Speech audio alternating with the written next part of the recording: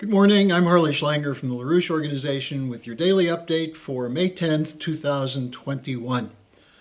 On May 8th, this past Saturday, the Schiller Institute had an online conference to address the confluence of crises facing us today, including, first of all, the war danger and the policies that are part of that, including the sanctions regime, the military buildup, the creation of an enemy image out of Russia and China, and then secondly, dealing with the effects of the financial breakdown, which include famine in Africa, which include the inability of many nations to deal with the corona pandemic, and which are part of the push, the crisis which is leading toward the war danger. This was a very interesting conference, a keynote from Helga Zepp-LaRouche, where she laid out the whole picture from the top down. It included speakers from many countries, including, among others, Professor Schiller, who's an expert on international law, Colonel Richard Black, another expert on international law who spoke about the sanctions policy in Syria, a spokesperson for the director of media for the Syrian presidency, Dr. Shaban, who gave a very powerful presentation about how the Syrian people are coping with this, this war crime that's being carried out against them. And a whole afternoon panel, which took up the question of how do we deal with the problems of the lack of food, the lack of medication, lack of decent medical systems, and importantly, the Green New Deal and the Great Reset. How do we pull together a new paradigm that is human-friendly?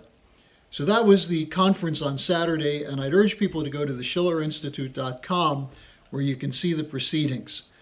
Now then, secondly, on May 9th, there was a very powerful presentation from Russian President Putin. May 9th for Russia is Victory Day, a commemoration of the day of the surrender of the Nazis. This was extremely powerful what the president of Russia said. He referred to the fact that more than 25 million, 26 million people died, Russians died, because of the Nazi war effort and the fight to defend Russia. And he made the point that we must commemorate them by making sure this never happens again. Now, at this very moment, there are neo-Nazis in the government of Ukraine who marched a little more than a week ago to commemorate the anniversary of the forming of the SS Galicia Brigade, which was the Ukrainian SS. Now, it's bad enough that members of the Ukrainian military joined the Nazis after the German invasion and carried out an extermination policy against Gypsies, Romanians, Hungarians, Poles, Russians, Jews, anyone who was not an ethnic Ukrainian. That was bad enough that it happened, but that they're marching to commemorate it. And the people marching are part of the security and defense forces of Ukraine today, who are threatening the Russian ethnic population of eastern Ukraine and Crimea. That's why Putin's call to commemorate these dead and to honor them is so important. Because as these marchers finish their march, and they're still in the government, U.S. Secretary of State Blinken promised the Ukrainian government that we would stand by them in their fight against Russia and that we would provide them weapons. So if never again means anything, it should mean that someone like Antony Blinken should be minimally called to task for this, probably should be fired for his open support of Nazi genocidalists in Ukraine, on top of which he is an apologist, in fact, a promoter of the Caesar sanctions regime, which is starving the people of Syria. He's continuing the sanctions against Yemen, which is starving the children of Yemen. This is a policy that was started under the Pompeo Secretary of State, which is now continued by Blinken. So I think this is something that is extremely important for people to reflect on, because the sanctions in particular are brutal killers. They target civilians. That's what Colonel Black emphasized in his speech. And Professor Kirschler emphasized that it's a violation of international law. Now the question is, how do we respond to this? Part of the problem is, and this was addressed especially by Mrs. LaRouche in the second panel, is there's a bit of a numbness in the population, a lack of empathy or an indifference, seeming indifference.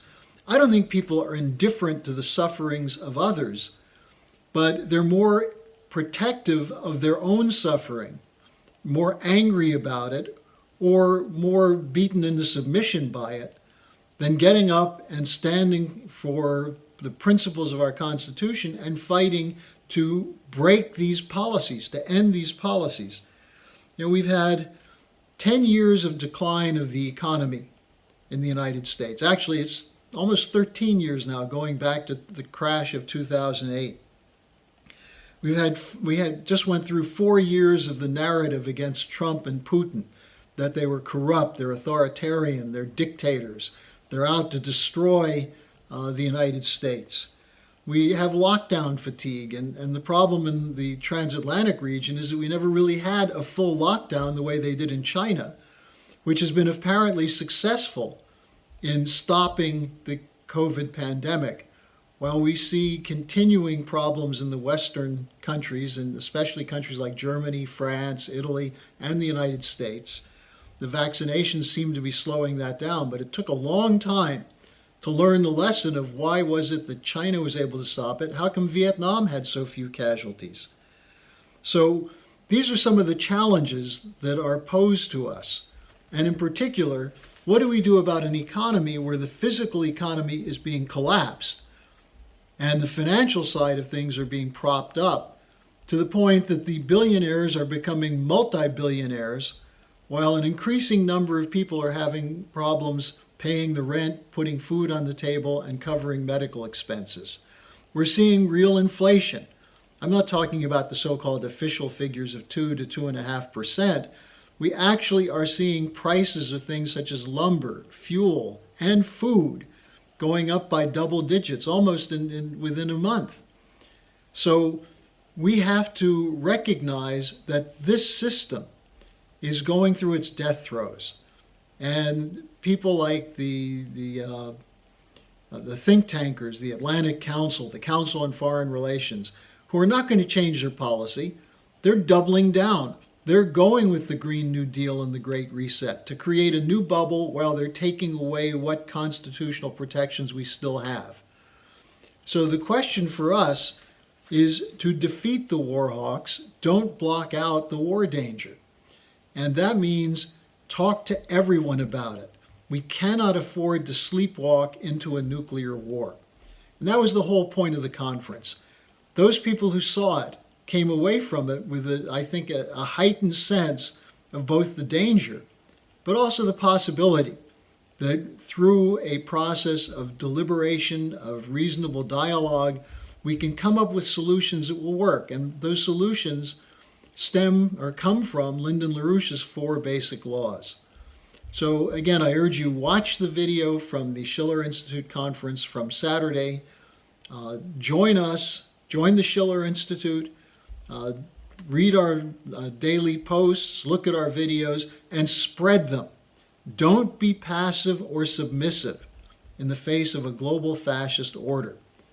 And recognize that the people who were targeting Trump, at the same time, people like Pompeo, Esper, and others were imposing exactly the policies that President Trump said he opposed. And now we're seeing a full commitment from the Biden administration for the very policies that Pompeo, Esper, and others were introducing during the Trump period. So don't let them get away with it. Become part of our movement to mobilize to defeat this Malthusian policy, this global population reduction policy. Thanks for joining me today, and I'll be back tomorrow.